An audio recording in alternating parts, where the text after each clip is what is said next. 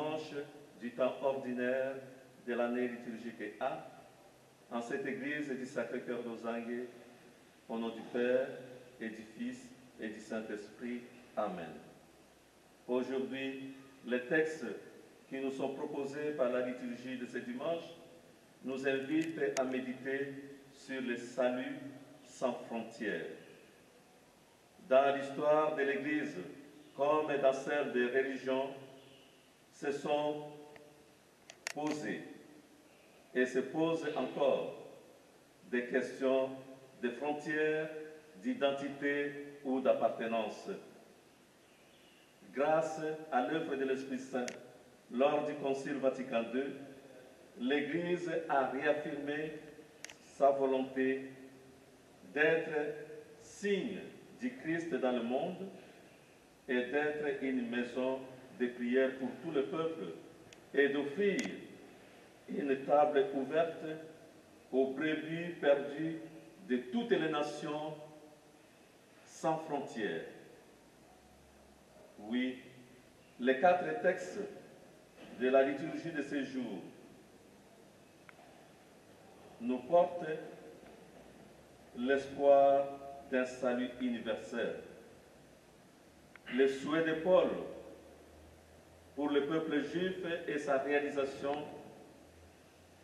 l'intégration des étrangers et de toutes les nations, comme nous le trouvons dans la première lecture du livre d'Isaïe et dans le psaume de ce jour. Oui, Jésus, partant de Génézareth, il se dirige vers la région de Tyr et de Sidon. Ces régions situées au nord de la Galilée et dans l'actuel Liban. Et voilà qu'une femme païenne se met à crier derrière lui: Seigneur, fils de David, aie pitié de moi. Mon enfant est troublé, mon enfant est tourmenté par un démon. Et devant l'insistance de cette femme, les apôtres intercèdent en sa faveur auprès de Jésus, qui leur dira: il m'a été envoyé aux brebis perdues d'Israël. Et il ajoutera par ailleurs: il n'est pas bon qu'on donne le pain des enfants aux petits chiens. Enfin, Jésus va être agréablement surpris par la réponse de cette femme qui ne s'est pas laissée déconcerter par l'attitude de Jésus-Christ. Les petits enfants mangent ce qui tombe de la table des petits enfants. Les petits chiens mangent ce qui tombe de la table des petits enfants. Voilà, mes frères et sœurs, un bel exemple de foi. Une foi qui ne sombre pas malgré le vent et la tempête. Malgré les difficultés, nous devons garder notre foi intacte en Jésus-Christ. Nous devons, comme cette femme, insister, car une prière insistante, persévérante, nous obtient tout. Et la femme cananéenne persévère dans ses démarches envers Jésus avec beaucoup d'humilité. Sommes-nous humbles quand nous crions notre détresse vers Jésus?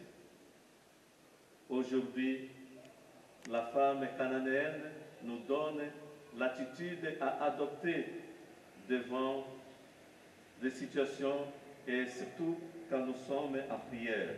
Au milieu des tempêtes, notre foi consiste à aller auprès de Jésus malgré le vent contraire. Nous devons lui faire confiance car la vraie foi nous engage totalement. L'espérance nous conduit à être hors de l'eau quand elle est glacée. Oui, mes frères et sœurs, Jésus guérit la fille d'une Cananéenne et fait l'éloge de sa grande foi. Aujourd'hui, avant la mission de l'Église vers les païens, la foi d'une païenne fait déjà l'admiration de Jésus. Mon frère, ma sœur, chacun de nous peut s'interroger. Chacun de nous peut interroger Jésus en ces termes. Jésus, pourrais-tu dire de moi, ta foi est grande?